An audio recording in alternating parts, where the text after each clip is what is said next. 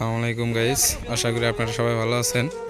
এই যে 4 দিন পরে আমরা বেজের উপরে যে ফুটিং ঢালাই চালু করতেছি। তো এগুলা কলাম যা ঢালাই হবে সব নতুন কাঠ দিয়ে বেজের উপরে যে ফুটিং ঢালাইগুলো হয় সেগুলোর ভিডিও। তো এগুলা কলম ঢালাই করা হয়েছিল গতকালকে ঢালাই করা হয়েছিল। আজকে আমরা ঢালাই কিন্তু করি নাই। কেন করি নাই? কথা হইলো এটা যে শীতের সময়ে দেখা গেছে ঢালাই জমে না। তো না জমার কারণেই একদিন ঢালাই করব, পরের দিন গ্যাপ দিব, তারপরের দিনে আবার কলম খুলে বোট ফিডিং করে ঢালাই করব। তো গতকাল এগুলা কলম ঢালাই করা ছিল, তাইলে আজকে আমরা দেখেন এই কলম, এটা হচ্ছে কর্নারের কলম। এই কলমের পূর্বে ওই দিকে আরও যে কলমগুলো দেখা যাচ্ছে এগুলো আমরা সুতা ধরে কিকার করছি।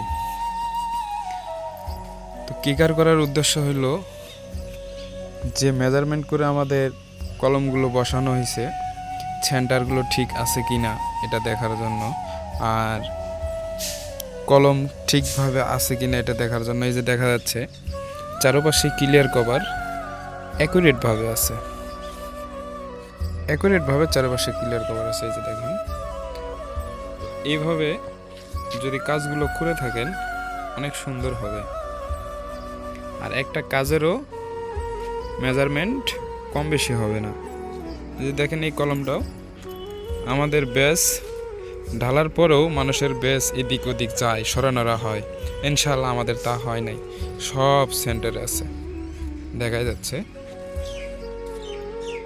এই যে কর্নারের ছোট্ট একটা কলম, যেটা ফুডিং কলম হবে 14 আর উপরে যে মেন কলম হবে 12। এটারও চারপাশে একই সেন্টার ক্লিয়ার কভার আছে। তো আশা করি আপনারা যারা বাড়িওয়ালারা আছেন তারা আসলে এভাবে কাজ করে নেওয়ার আগ্রহী থাকবেন। সব বাড়িওয়ালা যারা কেউ দেখা গেছে কাজ বুঝে, কেউ বুঝে না, সেই ক্ষেত্রে তারা ইঞ্জিনিয়ারের সাপোর্ট নিয়ে চলবেন। আসলে ইঞ্জিনিয়ারের সাপোর্ট নিয়ে চললে কাজ স্ট্রং হয়। সেটা যে কোনো ইঞ্জিনিয়ার হোক না কেন, সব ইঞ্জিনিয়ারই ভালো। কিন্তু আসলে মূলত কথা হচ্ছে আমরা নিজেরা যে কন্ট্রাক্টর আছি আমরা নিজেরাই ভালো না, নিজেকে দুর্নাম আমরা নিজেরাই ছড়াই।